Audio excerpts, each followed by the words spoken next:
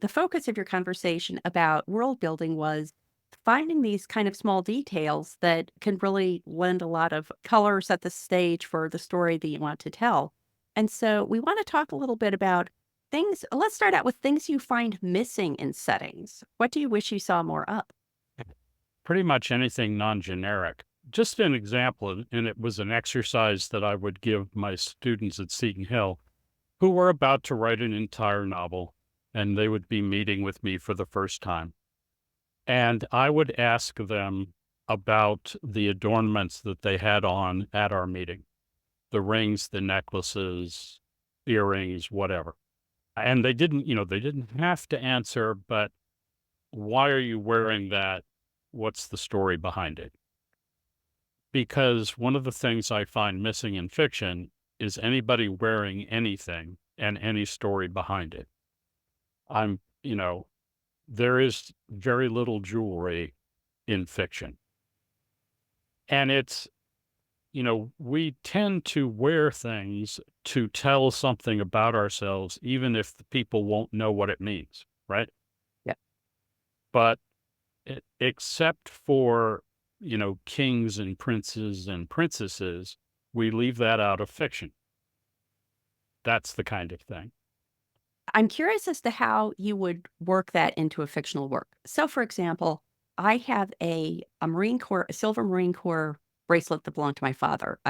Unfortunately, I don't have it on at this very moment, but normally, especially if I go to a writing event, because my father was a writer, I'll wear it. And I think that's exactly the kind of thing. Nobody else may know why I'm doing that.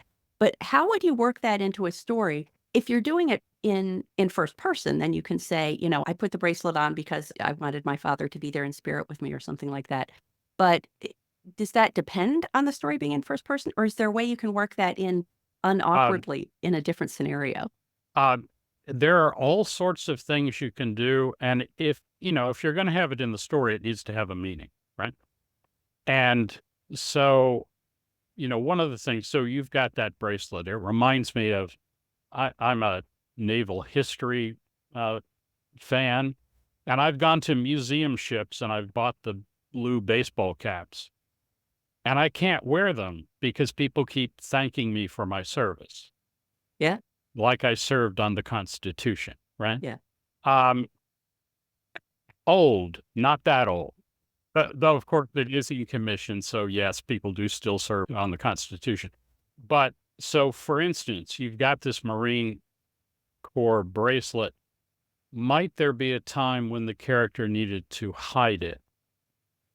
And the Yeah. thought of why they're hiding it and how they're doing it ends up on the page. Yep. You can, if you're doing it looking on, people can be offended or intrigued by the thing they see on someone else. Is there too much jewelry? You know, are 4 strands of pearls really necessary? You bring it in that way. All such things need to be brought in because they irritate somebody or they intrigue somebody or they threaten somebody. That's how you do it.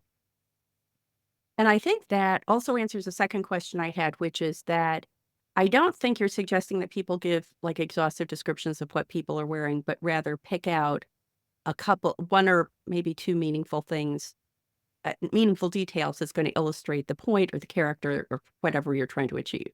Right. And not to be doing it for every character, too. So a necklace for this character, the gait with which they walk for that character, something about the clothing for the other character. So it's minimal and it's not like repetitive. When you're writing your first draft, there's a tendency to describe every character in the same way. It's a little, we get into the checklists, the 7 things, the cuteness factor, the height, the weight, the eye color, almost all of which is meaningless and should be left out in the rewrite. But what is it you want to reveal about that character?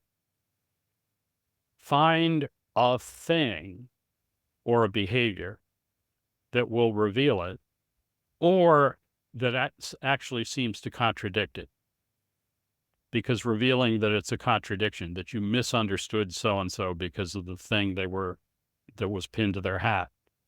That it's a tiny little plot thing, but it's revelatory. Everything you put in the story should mean something. Yeah. I do not want to know the walls are beige if it's not going to kill somebody. And